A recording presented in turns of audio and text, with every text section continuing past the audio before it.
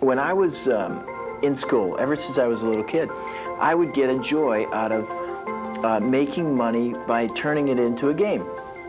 And when I was just a little kid, when I was in the 5th grade, I would actually go to the store.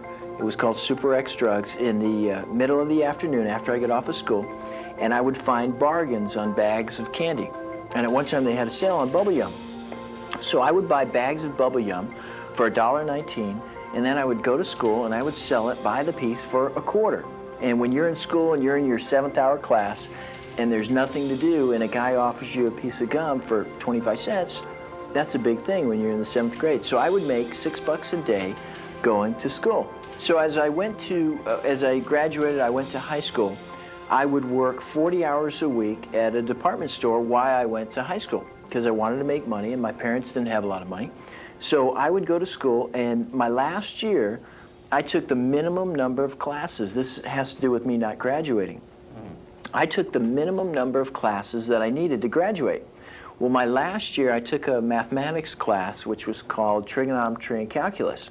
And my teacher and I did not get along very well at all. So she said to me, Don, do you realize if you don't pass this last semester, you're not going to graduate? Well, we didn't like each other at all. So we got into an argument, and that teacher failed me. So I was 1/2 a semester away from graduating from high school. So little did I know I could use that later on in a unique story, which was on the Making Money show, of a guy who made a lot of money and never graduated from high school. So that is the big story. But I think when you're in school, you need to learn everything there is to learn. But I'm going to tell you later on about something in school that they don't teach you that's absolutely critical. As soon as I got out of high school, I went to work for Gemco department stores. And at the age of 18, they promoted me to being a manager. So I flew down to Bakersfield, and I helped them open up a brand new store. And at that time, at 18 years old, being promoted to a manager, I was flying high. But I learned when I was working for Gemco that I had all these ideas, and I wanted to be bigger and better than I was, but they kept telling me, slow down, that I can only do so much. So I learned that the only way I'm going to make a whole lot of money is if I start my own business. That's the only way you can make a lot of money out there. And I calculated out how long it would take me to become a big person with Gemco department stores. And I also noticed that some of the people that worked at Gemco were actually people that used to work at FedMart and some of the other national chains that went out of business. And I said, do I want to be 40 years old, work my way to the top in a company, and then have that company go out of business and me have to start all over at the age of 40 or 50 years old for another company? So I said right then, I said, I have got to go back to school, or I've got to go back to Arizona where I live, and I've got to start my own business. So as soon as I realized this, I quit my job. I went back to Arizona. I still worked for Gemco out there, but I worked in a different department. And I tried to start my own business. And I tried buying and selling, and that was working really well. In fact, when I first started, I bought 3 desks for $250, like $70 a piece, $210. I turned around, I sold 1 desk for $150, 1 for $180, and 1 for $225. And I did it within like a week. And I said, my God, here I am going to work at this department store. And for the time I'm working 40 hours a week, part-time, I was making more money buying and selling, and I was having fun doing it. So here I was buying and selling, and my dad called me up. He was a painter, and he said, would you like to come to work for me for 2 weeks and paint? And I said, sure. And he said, I'll pay you real good. And I went to work for my dad for 2 weeks painting houses. And then I realized, wow, I could start my own painting business. So that's exactly what I did. Not knowing anything, I placed a few ads in the paper. I got my first paint job. I went down there and I gave the guy an estimate. And the only way I could estimate it is by looking at it and saying, how long would this take me to do? And I calculated 2 days to do it. Then I went down to Dunn Edwards painting store, and I said, I've got this job. And I told them what it was. I had no idea how to get it done. And they walked me right through it, and I did the job. And in one weekend, I made $550 cash. And I said, my God, starting your own business is the way to do it. So I continued painting houses for about 4 years. I made really good money for a long time. I bought a house, and then the economy went bad. And the lower I charged for a paint job, the worse it got. It's like I couldn't give my work away and get a job. And I got to the point where I was actually down to peanut butter and bread in my kitchen. I sold everything that I had in my house, and the economy got worse and worse and worse, and I was forced to file bankruptcy. I moved out of my three-bedroom house, and I was so proud because I had finally built my credit up to the top, and I was doing great. And I had to move back into a one-bedroom apartment and start all over. And my mom called me up and she said, "My God, you're not going to go commit suicide or anything like that." And I said to her, I said, "No," I said, "I'm at the lowest low I could ever be. If I can make it back in 6 months, I never have to worry about failing again," because it really wasn't that bad. So I moved into a one-bedroom apartment. Just a few weeks after that, I met a girl named Sally, and in 2 weeks I met her at a nightclub. 2 weeks later, it was like our third date, we drove down to Las Vegas and we got married. And after we had been married for 2 weeks, I sat her down. Now remember, I only met her for 2 weeks. She didn't even know who I was. All she knew is I painted houses for a living. I sat her down, I had to tell her we had to file bankruptcy. And she almost died. She said, "Oh my God, I haven't even had a chance to get good credit." So we filed bankruptcy, and then from there on I continued painting houses, and I decided to start placing ads in the paper. Well, I found a little manual that teaches people how to find loans, how to find people that are due refunds from FHA mortgages. So I wrote a little manual on it, and I placed a few ads in the Arizona Republic. At first I handed out flyers on cars, and that did real well, and I couldn't believe it because I didn't think it would work. Then I placed an ad in the paper, and that did well. And from my one-bedroom apartment, I started making $1,000 a day or more. I was bringing in $1,000 a day in sales from this one-bedroom apartment, selling these little manuals that only cost me maybe $1 to print up. And then I would talk to the people over the phone, and I would show them. Well, I did that for a while, and then about a year and a half later, it dawned on me. I said, "Oh my God, I only had my ad in 2 newspapers around the country," right? I had it in the USA Today and I had it in Arizona Republic. And I said, I could have put my ad in like 1,500 other newspapers. I could have been making a killing, but I thought I made it to the top. I was making $1,000 a day. I thought I was a rich, rich man. So that's when I said, okay, if I come up with another ad that really works good, I'm going to make up for my stupidity. I'm going to put my ad in every newspaper I could find. Well, right then, I met a guy named Bob Salerno who worked for a 900 service bureau. And here I am working out of my one-bedroom apartment. He calls me up and he says, "Don, get a 900 line." And you've heard it all before about him trying to talk me into it. I finally got one line. It worked so well. It was a 1-900 date line that I brought up, and it said, "Meet singles in your area and meet singles nationwide. Call 1-900. He helped me bring up the 900 line because I didn't know which one to bring up. There were thousands of different types of lines. And it worked so well, I said, I'm going to make up for my mistake. So I went and I searched for every newspaper I could find in the entire country. And I placed the same ad, then I tried different ones, and I had ads in every newspaper that worked in the country. And out of about 3,000 newspapers, I was able to get my ads in about 1,800 of them. And I kept my ads running. I sold our little bed that we had, and I put desks in my apartment, and we had 6 people and me, and that's all we did. We sat around, we kept renewing our ads and kept sending out the checks. I bought a little fax machine to have the tier sheets, which are the sheets that the newspapers send over. And that's all I did for about a year, year and a half. When it finally dawned on me, I said, wait a minute, I've bought and I sold. I've placed ads. I've gotten into the 900 business. I could teach a lot of people out there how to get their own business going. And that's when I decided to do the television show, Making Money, to show people how to get their own business started. You guys, people come into my office and I'm walking down the street and somebody that knows me will come up, and every once in a while they'll say, Don, what is the secret to making a lot of money?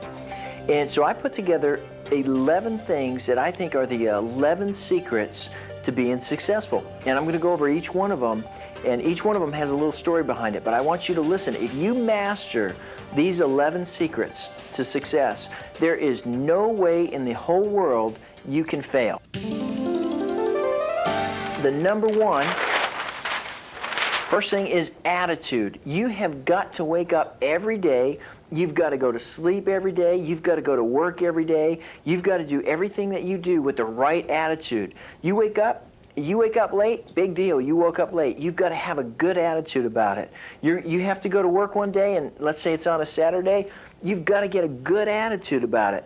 Attitude is 99.9% of what it takes to be successful. Everything is so much easier. If your attitude is good, everything's a lot easier to take care of for the day. I don't care what it is, but if you're around people that have a negative attitude, right, all they can do is bring you down. That's the only thing that can happen. If you come into work, you have a great attitude, all of a sudden you get a bigger promotion, you're well-liked, people like you more, you're attracted by more people. If you learn to control your attitude every day and make sure that every day you walk in, you go, okay, today's Tuesday, I've got to have a good attitude. You keep your attitude in line, you can't help but go up and up and up. Your next thing is health. I've seen so many rich people that are physically out of shape. They're physically, they have ailments all over the place, and they're not doing well. I know a guy who has a printing company, and he is just doing great. His printing company's doing great, but he's the most unhealthy guy I've ever met in my life. If you have got to have a balance between your business and whatever you're working on, and you've got to set aside an hour or two a day to concentrate on your health. Your health is priority. You couldn't give me all the money in the world to take away my health. My health is priority. The way I look at it is if you have your health, you're worth $1 billion right there. Everything else is just whatever it is on paper. It doesn't really matter. Next thing is stop listening to anybody. I don't care if it's your wife. I don't care if it's your sister. I don't care if it's your brother. I don't care if it's your parents, your best friend. If they are negative in your life, if they pull you down after you talk to them, you have an idea, you're excited about it, you share it with, first thing you do, instead of doing it, you go right to them, you kind of tell them about it. Well, they're programmed to think, no, it ain't going to work. It ain't going to work. So what do? They bring you down, and that's the first thing you do is let other people bring you down. So you need to stop listening to anybody unless they're doing better than you, period, right? You can get their opinion, you can hear what they're saying, but you got to stop letting it influence you unless they're doing better than you. If they're doing better than you, they probably know a little bit more, they have a little bit better attitude, they've been around the block a little bit more. If you go to a guy who's failed all his life and you tell him about an idea you have, he's going to tell you every reason in the world why it ain't going to work, right? You go to somebody who's successful and has made it to the top, and you tell them about your idea, they're going to say, that's a good idea. In fact, if I was you, I would do this and this. They're going to give you positive influences, which is what you need to make it. But when I first started out, my family, the biggest villains of all, as far as trying to get me motivated, I would tell my mom, someday I'm going to give away $10,000 checks for Christmas. And she would laugh, and the whole family would laugh, and the next year would come, and it would be Christmas time, and they would say, what about those $10,000 checks? And they would laugh at me, and I said, that's all right. I haven't made it yet, but I'm gonna. Today, I won't tell you what I'm giving away for Christmas, but it's a lot more than $10,000. Making life a game. When I wake up in the morning, going to work is a game. I look forward every day. I wake up and I get excited. I'm pulling out of my driveway. I make life a game. We all have to go to work, right? We all have to. We have to make a living. So why not go and try to make it a game rather than making it a job that you have to go to? Whatever you have to do, you make it a game. If something's a game, you have fun at. There's some of the hardest games in the world. You go out and you play tennis, right? Because it's a game, you can play for 3 hours. You're sweating, you're running, you're picking up balls, right? You're having the time of your life, right? You go and work out and it's something you don't want to do. It's the most miserable job you've ever had, right? You go to work.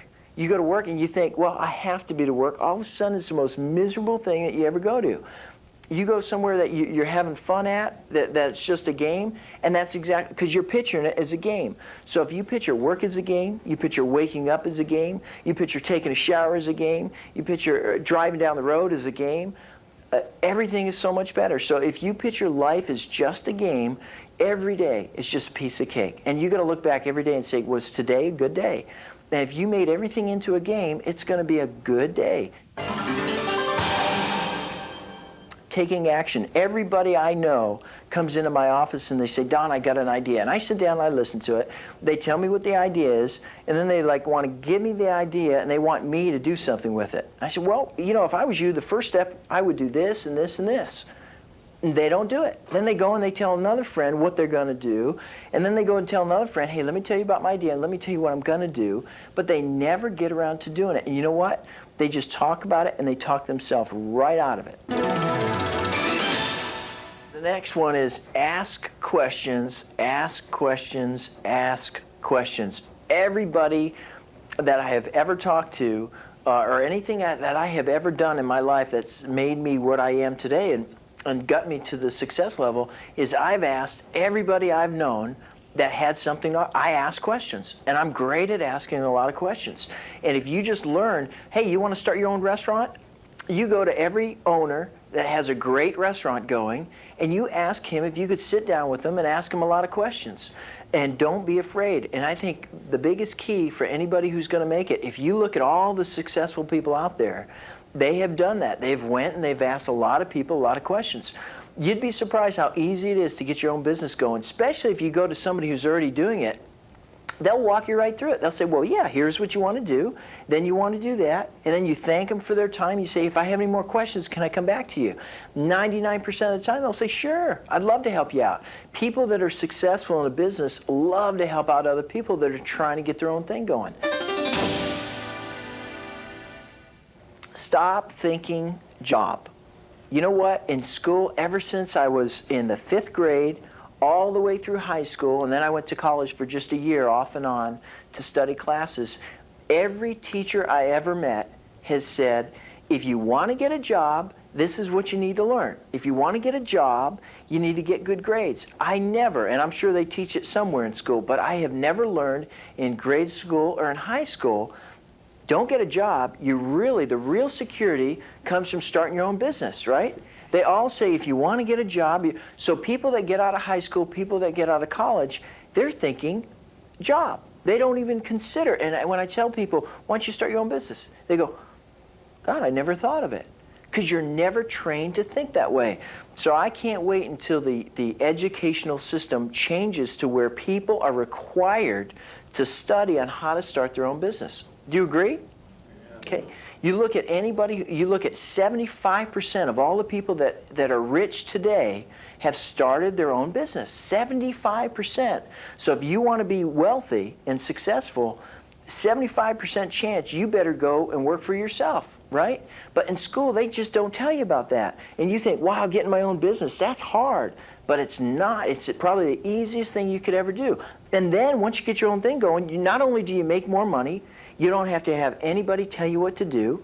And if you want to take a vacation, you take a vacation. You dictate. Now, getting your own job sometimes is harder than getting your own business is sometimes harder than getting a job, in the sense that you probably work more hours than anybody, you work harder than anybody, you take risk, right? But if you turn it into a game, it's the best thing that you could ever do. But the most insecure position you could have in your life is counting on somebody else to feed you week after week. Because as soon as a company no longer needs you, you're terminated, period. I mean, in the most sense. As soon as a company no longer needs you, it's, I'm sorry, but we no longer need you. You are just a temporary position in their eyes. And you've got to say, wait a second, right now I've got to think, if I get my own business going, I never have to worry about anybody telling me I'm unemployed.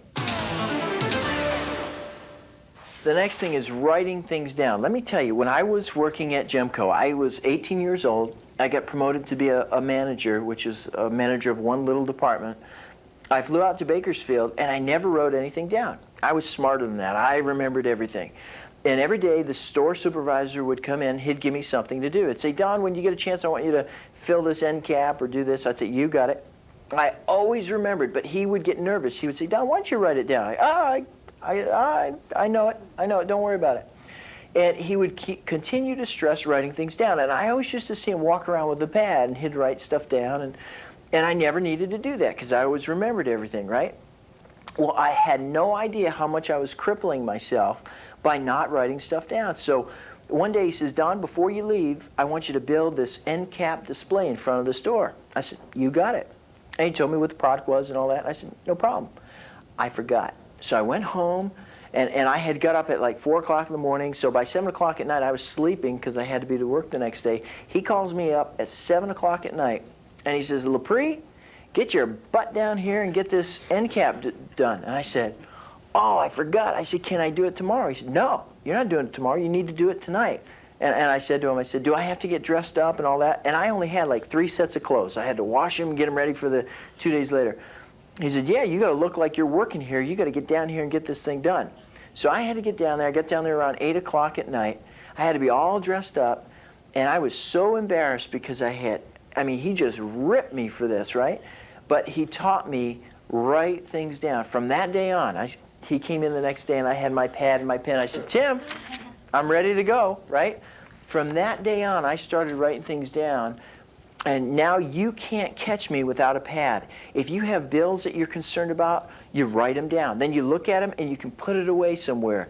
If you have worries that you're worried about, you write your worries down. And then all of a sudden, they don't look so bad if you write it down. If you have these goals, you've got to write it down. You've got to give yourself a game plan. Okay, this is what I'm going to do. This is when I'm going to get it done. The more you write your list down, the more you do, the better off you're going to be. You coordinate your time better. You organize your day better. You get things done. If you got 17 different things you got to get them done, you write them down. You coordinate it and you write it down. The next key to success, get rid of all your ugly friends. You know what I mean by that? Okay? If you got, and I said it before, if you have ugly, I mean ugly by negative, poor me, crybaby, don't believe anything in the world is going to go good for them, those kind of friends, that's ugly to me, right? Somebody comes in my office and they have this sourpuss face on them and they just walk in and everything's ugly. Right? That's an ugly person. You need to get rid of all your ugly friends. And if you replace them with people that are naturally happy, you know the ones I'm talking about. You got people that are always on a high. You got people that no matter what good happens, they always find a negative, right? If you get rid of all those people and you replace them with all these positive people, all of a sudden they're helping you keep on a high all day. So get rid of your ugly friends. Make the most out of every day. If you just make a rule to yourself that every day that you go to sleep, before you go to sleep, you're going to say, did I make the most out of my day, right? And if every day you're saying, yeah, I made the most out of my day, but there's one thing I want to do, or one thing I need to do, why don't you go do it and get it done, and then you made the most out of your day.